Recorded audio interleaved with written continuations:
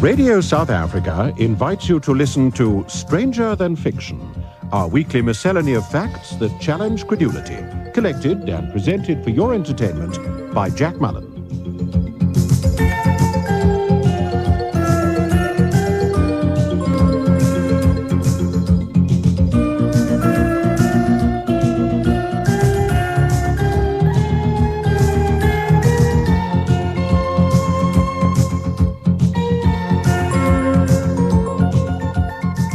Hello. Here's a valuable piece of information for you. It's valuable because it may enable you to win a prize if you're A, ever involved in a quiz, B, are asked a question related to what I'm about to tell you, and C, remember what I'm about to tell you. The first aircraft hijacking. When and where did it take place, and can you tell us, for a bonus point, the name of the hijacker? Let's suppose you're asked this exact question. I'm sure I read this somewhere sometime, you say, pretending to be struggling for the answer, and then, after a nicely judged pause, wasn't it on the 16th of June, 1948? Quizmaster stunned. Absolutely correct, he says. Audience applauds furiously. Now, where, you mutter, again pretending to search the recesses of your memory for the answer. I think, you offer hesitantly, I think it was between Macau and Hong Kong. Would that be right? It would be 100% right, concedes the quizmaster, and the audience cheers its approval. I don't suppose you care to try for the name of the hijacker for a bonus point? The quizmaster asks, but he knows you will by this time. In fact, you say, there was a gang of them. Chinese bandits, if I remember correctly. But I suppose you want the name of the leader, do you? Chuckles from the audience and quizmaster. I'd like the name I've got written on the card, he says. By now you've decided to stop pussyfooting around, and you say, well, if the name on the card isn't Wong Yu Man, I'm afraid the card's wrong. That's the name on the card, folks. Give the competitor a big hand. And the applause erupts again, but you quell it with an imperious wave of your hand. Please, let me just complete the details here. And you proceed to tell them that it was a flying boat called Miss Macau, and that the hijacking attempt occurred shortly after takeoff, but the pilot resisted the attempt, the hijackers opened fire, and the flying boat crashed into the sea. Ironically, the only survivor was Wong Yu Man. Foul play was in fact not suspected, but when salvage teams recovered the fuselage from the sea and found that it was riddled with bullet holes, they thought otherwise. The police placed an informer in the hospital bed next to that of Wong Yu Man in the hospital in Hong Kong, where he was recuperating. With the help of a tape recorder, the whole story came to light, as did the details of the world's very first aircraft hijacking. Now, what I want to know is, can you remember all that?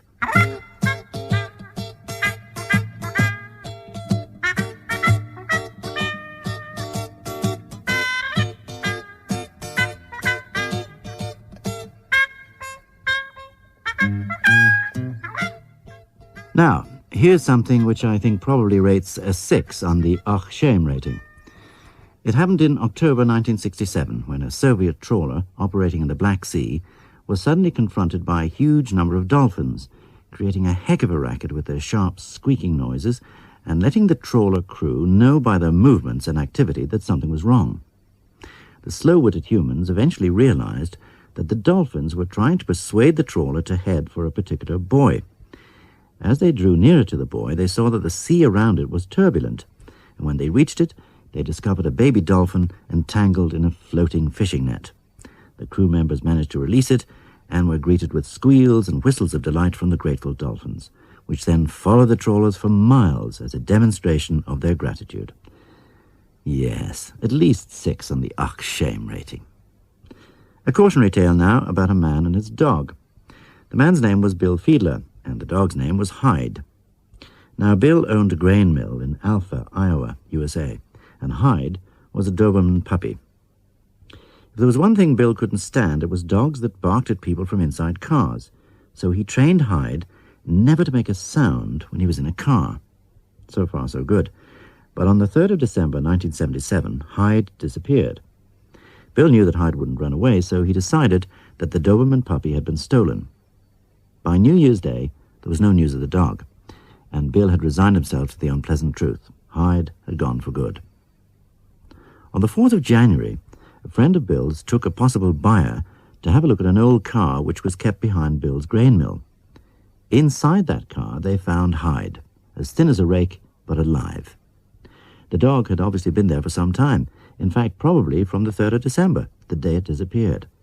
It had survived without food or water in sub-zero temperatures, inside a car, within a couple of meters of a path along which a woman walked every morning to empty a bin, and it had not made a single sound, because its master had trained it not to make any sound while inside a car.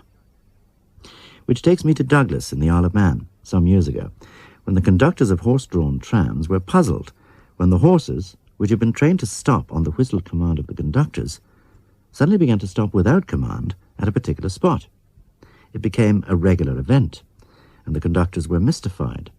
And then they discovered that in one of the houses along the route there was a parrot, which had learned to mimic the conductor's whistles exactly. The owner of the parrot was asked to move the bird to a room in the house where the horses couldn't hear its whistle, and the unscheduled stops along the tram route stopped.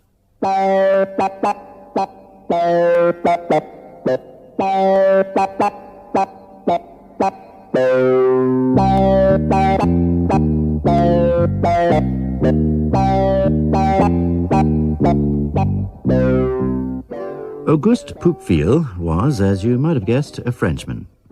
During World War II, he had fought against Hitler's Third Reich, and in fact spent most of the war in various POW camps.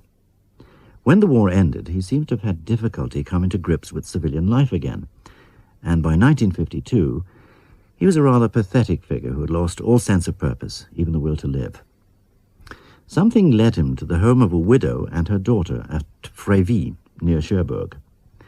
One evening, he knocked on the door and asked for help. He told them his sorry story, and they took pity on him. In any case, they welcomed the idea of a man about the place to do odd jobs, cleaning, etc., so they took him in. They seem to have made it clear to Auguste that they dare not risk a hint of scandal, and therefore they didn't want anyone to know that he was living in the tiny two-roomed cottage. Auguste wasn't in any state to argue when they told him that his room would consist of a walk-in cupboard, windowless and just large enough to accommodate a bed. The rest of the furnishings comprised 2 cardboard boxes and a candle. He himself papered the walls of the cupboard with old newspapers and put in a ceiling made out of pieces of cardboard. Nobody knew of his existence, and he was to live in this cupboard for the next 20 years. Oh, he emerged during the day in order to work for the widow and her daughter inside the house, cleaning, polishing, washing, whatever they asked. If anyone knocked on the front door, he followed standing instructions, which were that he nip back into his cupboard and stay there until they gave the all clear. Actually, he was happy to go along with this because he valued the security he had at last found, and he didn't want to risk losing it. His food, by the way, which was provided by the 2 women, consisted of bread and fruit. He was also given 5 liters of watered wine per week. The lack of exercise and the cramped conditions led to the atrophying of his leg muscles, and he hobbled rather than walked. As I said, Auguste Poupeville lived under these conditions for 20 years, and then in 1972 the widow died. As far as the neighbours were concerned, this meant that her daughter was now alone, and they called to offer their help. In the course of one of these Samaritan visits, one of them happened to open a cupboard door and discover Auguste. The reaction in the little town was one of severe shock. What on earth had been going on? Had there been some unwholesome ménage à trois, or what? The full story came out, and there was nothing salacious about it. Oddly, no one seemed to be very concerned about the prison-like conditions in which Auguste had lived for 20 years. The story had a kind of romantic ending, though. The widow's daughter told her neighbours that her mother had made Auguste promise never to leave her on her own, and so she and Auguste had decided to get married, which they did. I don't think he continued to live in the cupboard.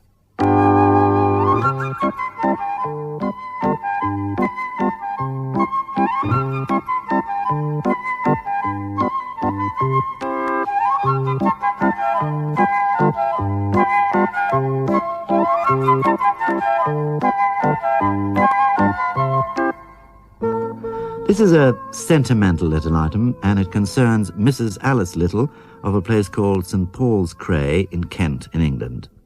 Now, Mrs. Little was very well known to the people of St. Paul's Cray, especially to the ladies, which is what she was in charge of, the ladies' public convenience. Anyway, it came the time for her to retire, and the ladies of the village decided to see her off in style. Drinks, cake, and sandwiches were served to all on Mrs. Lou's last day in office. She was known as Mrs. Lou by her regular customers. The ceremony took place in, well, I don't have to tell you where, do I? And the ladies sang a song which had been specially composed for the occasion. The words went like this: "Goodbye, Mrs. Lou, we're sorry to be losing you, boo-hoo." A rousing chorus of this was followed by a fanfare of flushing, a most convenient end to the proceedings. From Kent, we move up country to Yorkshire, to the town of Whitby, where in 1977 the Dracula Society held a vampires celebration ball. The idea was to commemorate the 80th anniversary of the arrival in Whitby of the infamous Count Dracula, where he was entertained at the Royal Hotel. This, of course, was an entirely fictional event, as created by Bram Stoker, the author of Dracula, which was first published in 1897. Well, the 1977 Vampire Celebration Ball was a huge success.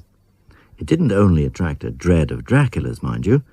For example, the Frankenstein monster saw this as an occasion at which he would be welcome, as did various werewolves, zombies, and assorted corpses. I suppose they'd come to pay their respects to their fanged idol. Apparently the whole ghoulish collection bopped the night away, and everyone had a frighteningly good time. Till next week, cheerio.